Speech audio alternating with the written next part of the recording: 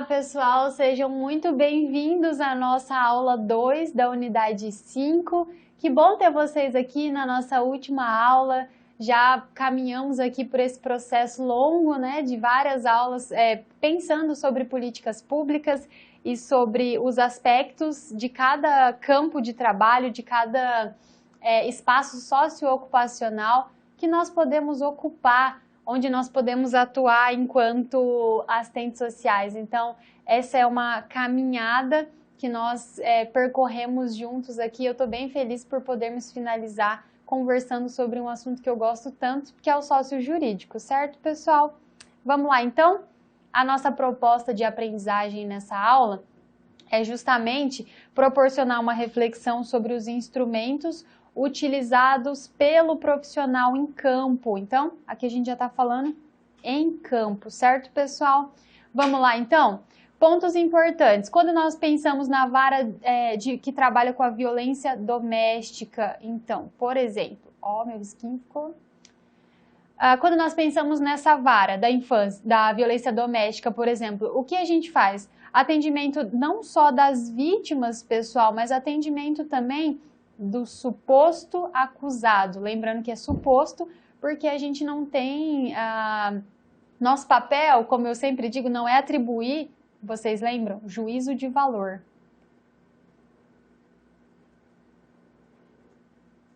Eu lembro que eu fui contar uma história rápida para vocês, pessoal. Eu fui banca de TCC esses dias e aí a menina as meninas, né, era uma dupla de alunas, elas estavam escrevendo sobre o processo do abuso sexual infantil, né? E aí elas estavam dizendo, nas considerações finais, elas colocaram assim que esses delinquentes precisam ser presos. Então, nós não fazemos isso em pesquisa, nós não atribuímos adjetivos, esses significados, ok? Então, o nosso papel, pessoal, não é atribuir um juízo de valor, não é pensar se a pessoa tem que ser punida ou não. O papel do juizado é esse, do jurídico é esse, tá? Mas o nosso atendimento vai ser ao suposto acusado, ou mesmo que ele já tenha sido acusado, condenado, ok? O nosso papel nunca é atribuir um juízo de valor para a pessoa, para o crime que ela cometeu, ou mesmo para o ato infracional que esse adolescente tenha cometido, quando nós pensamos no nosso trabalho no contexto de CREAS, de Centro de Referência Especializado da Assistência Social. Nosso trabalho é atender as pessoas e garantir os direitos, ok? Efetivar, né, esses direitos que já são garantidos em Constituição Federal e em outras normativas. Então, outra coisa que nós precisamos fazer é entender o contexto da violência. Nós temos falado tanto sobre isso, né, pessoal, que nós precisamos fugir de uma visão que seja micro e lançar a mão de uma visão que seja macro. O que significa isso, pessoal? Que nós precisamos lançar a mão de uma visão de totalidade, de cada história, de cada indivíduo, de cada problemática que nos é apresentada enquanto assistentes sociais. Às vezes eu brinco com os meus alunos também que o assistente social não é procurado para contar coisas boas, né? Para as pessoas, elas não procuram o serviço social para nos contar coisas boas, para dizer, olha, o meu filho está ok, está na escola, o meu esposo está ok, o meu aluguel está pago, está todo mundo bem. Não. Normalmente as pessoas nos procuram para falar sobre problemas sociais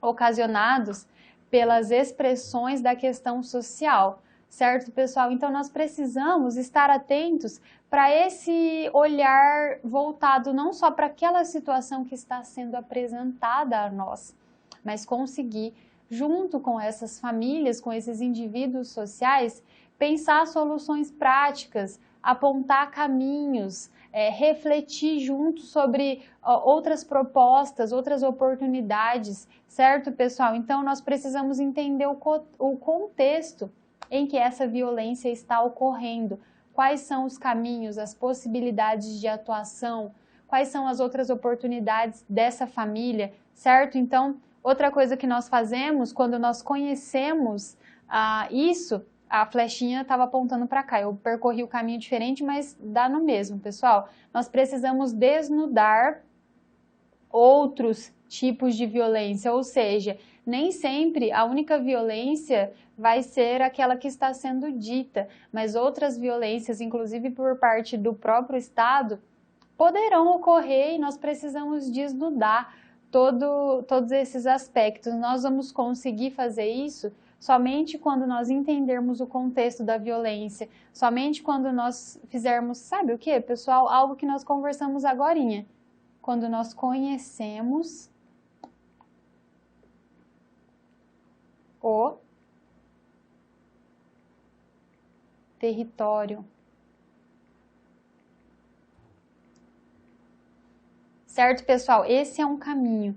Conhecer o território, conhecer a realidade da pessoa e perceber, por fim, a totalidade do indivíduo, a sua perspectiva geral. Ok, pessoal? Outros pontos importantes. Na vara da infância e juventude, por exemplo, um outro contexto aqui de atuação, nós vamos também emitir pareceres, como eu já havia dito, nós vamos ver processos complexos de violações de direitos envolvidas, violações diversas por parte do Estado, muitas vezes, que não garantiu educação de qualidade, não garantiu proteção social.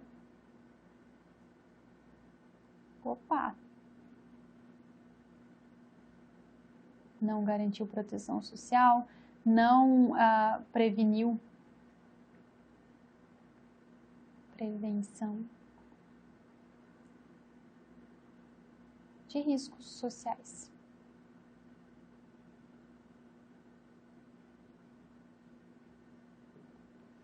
Certo, pessoal? Então, são muitas violações, inclusive por parte do Estado, certo? Há outras violações que podem ocorrer por parte da própria família. Lembram que nós conversamos, pessoal?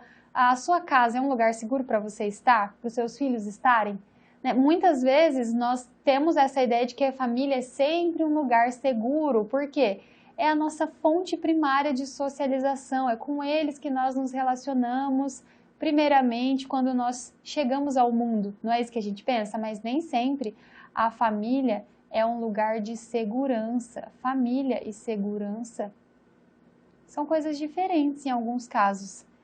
Certo, pessoal? Então, nós precisamos pensar esses processos que são complexos e que envolvem o trabalho com crianças e adolescentes, por exemplo. Certo?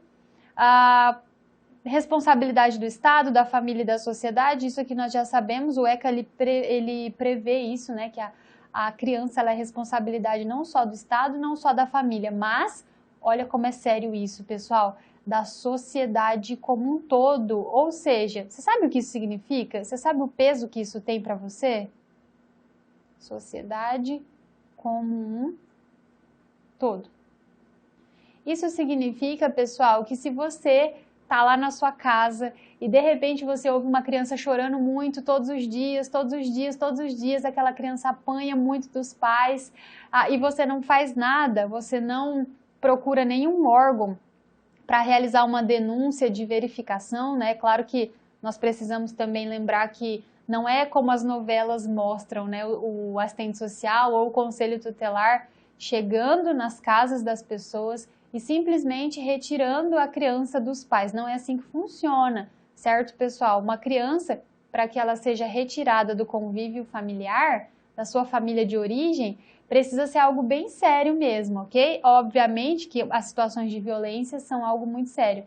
Então, se você percebe essa situação e não faz nada, a responsabilidade também é sua. Sabe essa ideologia mesmo que está presente no senso comum de que em briga de marido e mulher a gente não mete a colher, mas na casa do outro o que acontece lá eu não tenho nada a ver, sabe? Se você percebe uma situação dessa e não denuncia, você está sendo conivente com isso, porque o ECA, a Lei 8069, perdão, pessoal, a Lei 8069, o ECA, ele prevê que a responsabilidade sobre as crianças não é só do Estado e da família de origem ou da família extensa, mas é responsabilidade, sobretudo, de todos nós da sociedade. Todas as crianças são responsabilidade Nossa, então se você percebe uma situação, você tem sim que solicitar aos equipamentos que cuidam disso para que eles fiscalizem, para que eles façam uma visita domiciliar, ok? Isso é responsabilidade sua também. Podem ser situações de abuso, de negligência ou mesmo de abandono por parte dos pais. Então, essas crianças e adolescentes elas vão passar por esse processo de negação de acesso a direitos e porque nós vivemos num estado de desproteção social, que é diferente de um estado de bem-estar social. Essa é uma outra problemática, pessoal, que nós podemos trabalhar também. Nós temos os autores que vão dizer, né, que nós vivemos num estado de desproteção social e de mal-estar social, inclusive. Então, todas essas problemáticas envolvem o nosso trabalho quando nós pensamos na nossa atuação enquanto vara da infância e da juventude, ou mesmo em varas mistas, que atendam a essas problemáticas que envolvem, esses processos que envolvem a criança e o adolescente, ok? Quais são os instrumentos que nós podemos utilizar então? Entrevistas, obviamente, nós vamos sempre trabalhar com entrevistas, entrevista com as famílias. Com quem mais nós podemos fazer entrevista? Com qualquer pessoa que você ache pertinente, com vizinhos, com a família que deseja adotar uma criança da qual você está fazendo o processo, então é uma família pretendente, são pretendentes que estão aptos lá no Cadastro Nacional de Adoção. Então, uma família pretendente, eu vou colocar aqui para vocês lembrarem dos processos de adoção. Uma família pretendente, eu posso fazer uma entrevista também com o suposto culpado por uma situação de violência doméstica. Percebem, pessoal? Suposto acusado, né? Então, eu posso fazer uma entrevista social com tantas pessoas, esse é um instrumento de trabalho, ok, pessoal? Posso realizar visita domiciliar. Por que que eu gosto muito de realizar as visitas domiciliares? Porque daí eu conheço o território. O território onde essas pessoas habitam, qual é a realidade delas do cotidiano, do todo dia, do ordinário, né? Não o extraordinário, um dia que ela está indo ao CRAS para conversar comigo, isso é extraordinário, vai acontecer uma vez ou outra, mas o que ela vive no ordinário, né, no cotidiano de todos os dias dela, certo? Então a visita domiciliar é super importante. Vou visitar uma família que pretende adotar uma criança, vou visitar, vou saber como é a casa, não no sentido de fiscalizar, mas vou fazer algumas perguntas e observações no sentido de entender.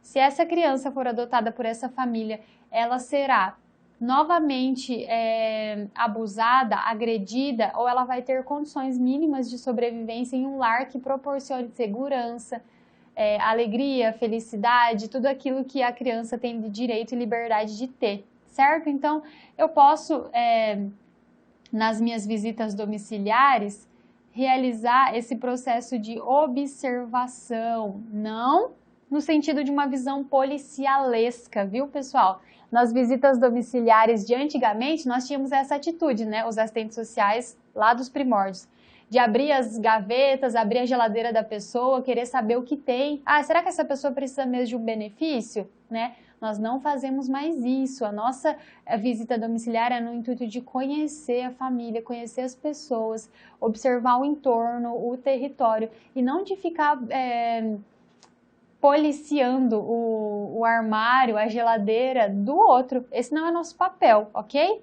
Então, as visitas domiciliares, elas são um plus, a mais, que nós podemos fazer para conhecer a vida da família. E a observação, que por sua vez, ela ocorre muitas vezes a partir da visita domiciliar, ok? Então, uma complementa a outra.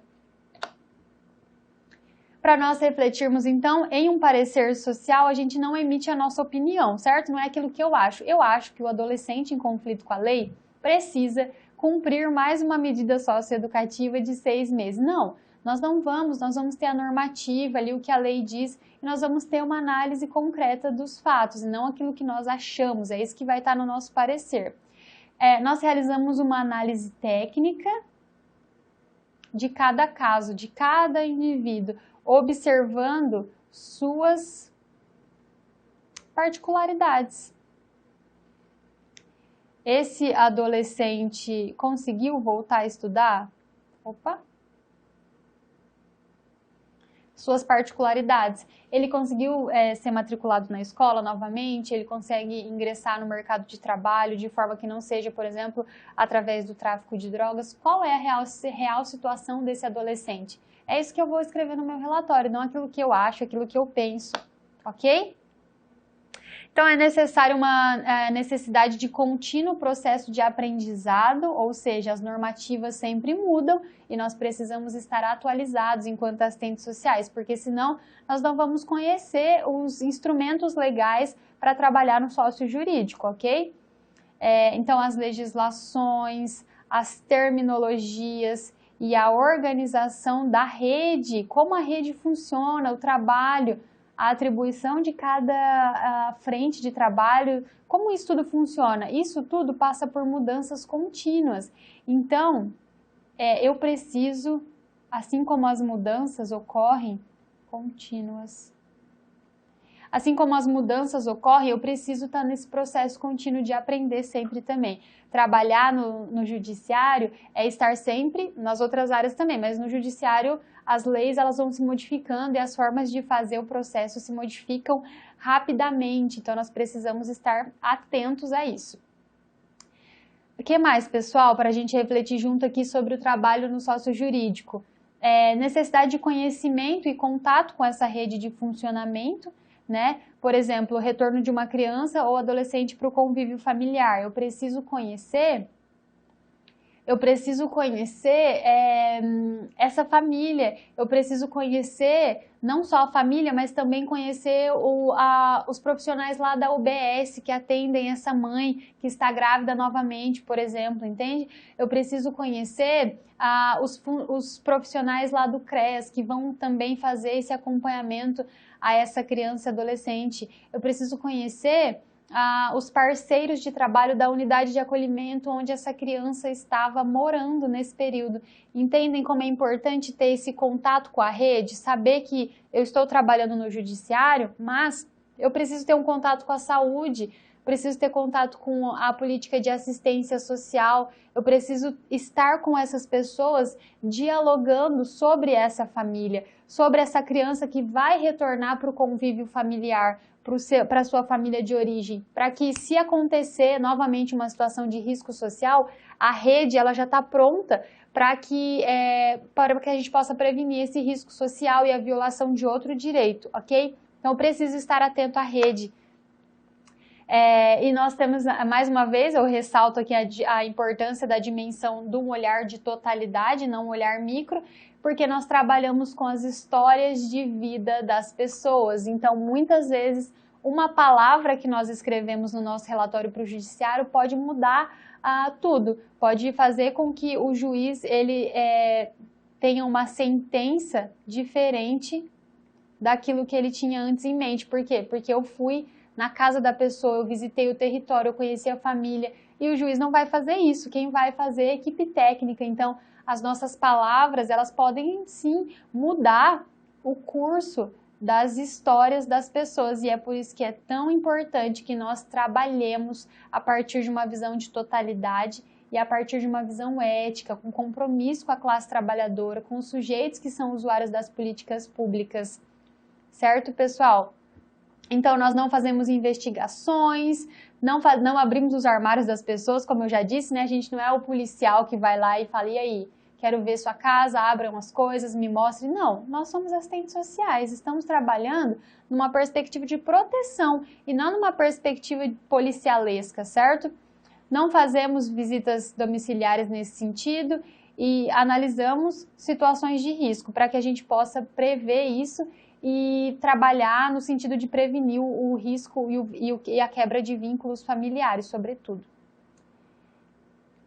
Quando nós pensamos em visitas domiciliares, nós precisamos ter muito certo em mente quais são os objetivos da minha visita domiciliar, certo? Então, eu posso, inclusive eu devo, me sentar com a equipe anteriormente e buscar entender. Nós estamos visitando essa família, nós estamos entrando num ambiente que é bem particular, que é a casa da pessoa. E quais são os nossos objetivos? Nós queremos observar o quê? Nós queremos conhecer o quê? Quais são as perguntas que serão feitas para essa família, certo? Inclusive, a visita domiciliar, ela deve ser avisada à família, né? Agendada com a família, porque nós não precisamos chegar na casa de ninguém sem ela saber, de surpresa, né? Nós não queremos pegar nenhuma situação de flagrante, nós estamos lá para cumprir o nosso papel enquanto profissionais, certo, pessoal? Então, nós não precisamos chegar de surpresa para ver nada, nós precisamos encontrar as famílias lá. Então, por isso, nós podemos agendar a nossa visita domiciliar com os usuários das políticas públicas. Isso, inclusive, atuar de uma forma que seja educada e compromissada com essa população, certo? Não é porque essas pessoas estão em vulnerabilidade social que nós podemos chegar a hora que nós queremos e ir embora a hora que nós queremos, não. É a casa das pessoas, nós precisamos trabalhar de forma ética e respeitosa, tratando essas pessoas com dignidade.